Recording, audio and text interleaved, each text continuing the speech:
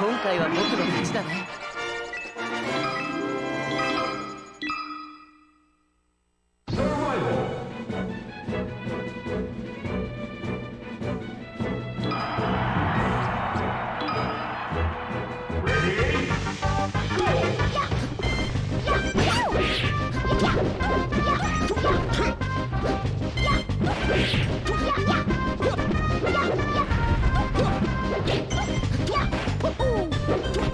Yeah!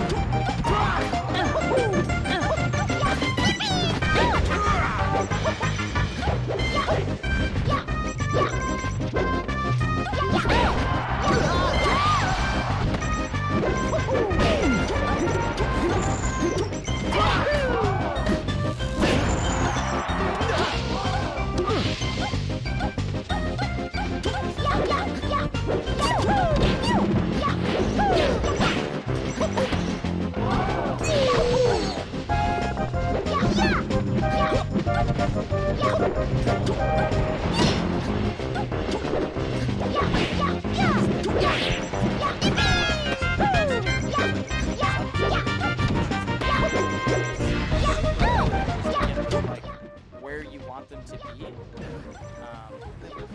they do, which can almost work against them. But I think in a lot of ways it's really helpful, just with teams that don't have the power to really just one-shot them. Yeah. But Falcon definitely is one of those characters that can do it. Just eliminate you, big old knee. Right. Interesting to look at, though. I mean, these are our first and second seeds fighting for third, so we're gonna see something that shouldn't be happening for sure. But cool to see the other side of bracket. A Ganon. Majersk with a nice ledge grab there.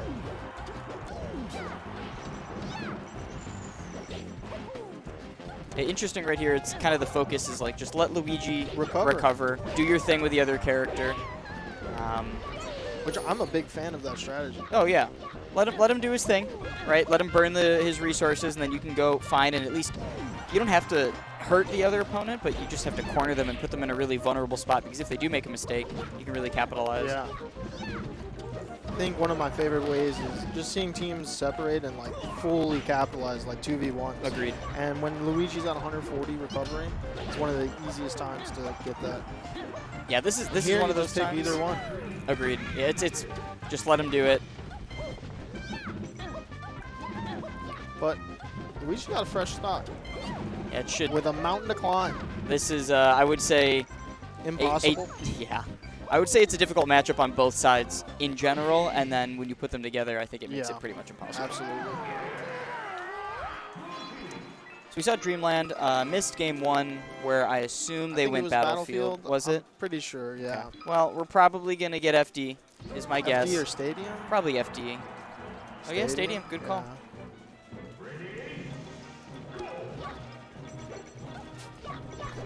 And I love these weird, we keep saying weird. These like interesting team comps where it's less traditional. It's fun to see which character or which teammate decides to take the lead, especially on like from Marth Luigi. Yep.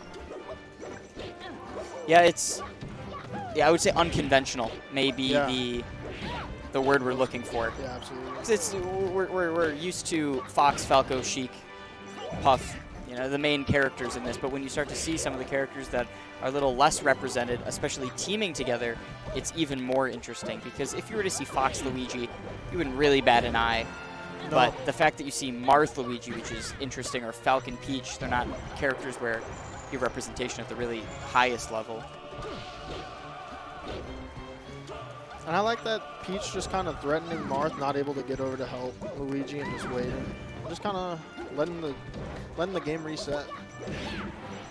I love when Peaches get a little silly and just let it rip a whole bunch. Yep. You can just hear it. At some point, you kind of just do it. You have little to lose. Yeah, you're at a gazillion %. You're right next to both of the enemies. Agreed. Your teammates just got to know to stay away. It's something I'm looking for here to see if, and I haven't had a chance to really look for it, is how well, like that spot right there, just an interesting setup is each teammate puts themselves in a position that the second one of them gets hit, they're able to clean it up in the end lag. So like right here, we should, so you see that pickup, but watch right here if one of them gets hit, how the other one will pick it up. So they both got hit at the same time, couldn't really get a chance to see it. If Peach gets here, we'll see. Yeah, like that was the pickup right there. So Peach gets hit by Luigi, Marth is right there to pick it up. Or you getting it up. Miss input. Oh, that's gets killed for it. 2-stock swing. I love that from Coffee, just staying there closer to Majersk. A little flub, but... Well, there's no need to move. Like, don't overcomplicate things. You're at 100%. Think of what options that they can do to kill you if you're in shield. The answer is like nothing when you're Peach. Yeah. If different characters on the screen, maybe Fox or whoever, maybe there's a little more fear, but... This is big. Oh, gets out, but I'm surprised Luigi didn't just stay under Falcon and just wait. Martha's position to really follow up something big. To get the sharking done. Oh, Luigi just accidentally doesn't Fell. jump. Yep. Just fell a little too fast. Oh, see, that's something I see a lot in doubles is one teammate is coming back from the angel platform, and the other teammate's on the ground. And the person with the invincibility just kind of does nothing. And you really, it's huge using that invincibility to get like a quick opening. Especially if your teammate has like good positioning. I think that people don't try to capitalize off of it enough.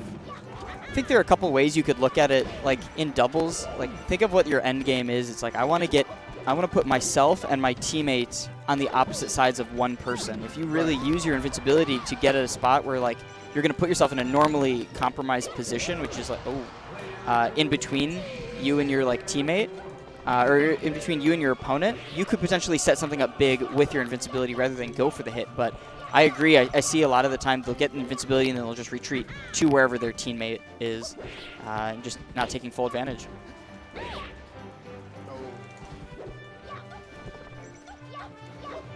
Hard for Peach to come back into this position, but it's just they're both so low percent, and all of her moves end like that with the end lag. Hit with almost any move you throw out. Agreed. I mean, you're going to just have to aerial the whole time, but you're at risk from trading with Luigi, which is horrifying. And at this percent, you're going to die. Yeah. The 2-1 for 2-1 Luigigoshard and Reeve. And what we had Battlefield into, I think it was Dreamland, right? Yep. Into Stadium. Honestly, I've played a lot of doubles with Peach, and I think Peach is amazing on Yoshi's Story. Peach is scary. She has so much like threatening power that whether that's like quick burst of aerials or just simply just down smash, just literally just hit the D smash. And look at where we're going. Yep. Right there.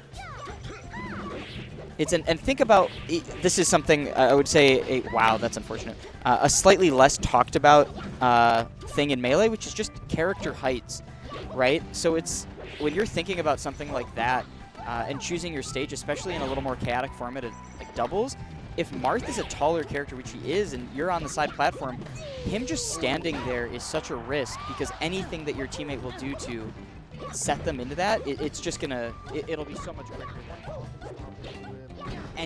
anything's gonna push you there. So much. And Majersk paying back that first stock earlier with a little accident on the left side earlier. And that's something right now we just kind of have two singles matches going on. And on both sides of the stage. We could get something here too, and I see Luigigoshard has been fighting to get back in. He's trying to get there. And at some point, I think it's okay to recognize that the 1v1s can happen if both of you are playing like in favorable spots. Like you don't need to force a 2v1 every time, but I would say the majority of the time, at least like this right here to get something started, it's so big. Agreed. Ooh, see right there, I think Marth should have focused more on Falcon. And Luigigoshard kind of saying, I got it anyway. Yep. Sometimes that happens. Happy accidents. Shout-outs. Oh, I love the spacing from Majersk with that back air. I was saying the same with like Marth, like the position of just like a check, like just a down tilt to say, don't come in right here, stay away. I mean, you can't do anything when your Luigi is recovering like that anyway. You can't do anything to go off stage. You might as well just do the best you can to get the other person that will protect them. Because even if you boil it down to singles, right? Like if Luigi is recovering against Peach, the decision tree is relatively nuanced, and it's like they know what to do. It's like you might as well let him just excel in that singles recovery and just don't overcomplicate it by trying to get involved. And there's some weirdness there for sure. Yeah, and something Coffee keeps doing is kind of chasing these edge guards, which it's kind of working out sometimes, but it's sometimes leaving Majersk in some unfavorable spots. Fantastic setup right here. Could be something big. And the positions have switched just so quickly. Yep. We're just resetting. Harder to check in doubles for percents. When you're in singles and you just have a little bit more time and you can reset the situation without checking everything. Much better opportunities to confirm percents. Whereas this, it's like, when do you take a look to glance? There's a lot of chaos. Yeah, you have to really look for your moments. What a What a lucky hitbox to Agreed. happen. And That could be it. Yep. Wow. Okay, we'll see. Not undoable here. This Absolutely is totally not. possible. Totally possible. Oh, Coffee was almost positioned for it. And Majersk Wow. with a flub. All right. Oh, this could be something big. Set up an edge guard. Just takes the stage position, yeah. Wow, very good. And if you're caught, wow. Okay. Wow, we're going to game 5. The roll-in down smash. That's it. Hail Mary. We're going. And if you're Coffee here, you should be noticing what Reeve has been doing on those recoveries. He's been doing early attack recoveries. So that was the early up B he did a couple times on the left side of the stage, as well as a couple early forward airs to really get him off. It's just a little bit of a timing mix-up where you kind of imagine the Marth is going to go as low as possible and delay to get rid of Peach's float. But since he's doing it preemptively, really throws that timing off. So we'll see. I'm curious if either of their opponents are going to capitalize on that next game. And here we go. The counter pick you expected earlier might be coming out. I'm surprised we didn't see it earlier, but I wonder if it's just a thought of, like, yes, Luigi's punish game is really good on this stage, but the mobility is a little bit more limited.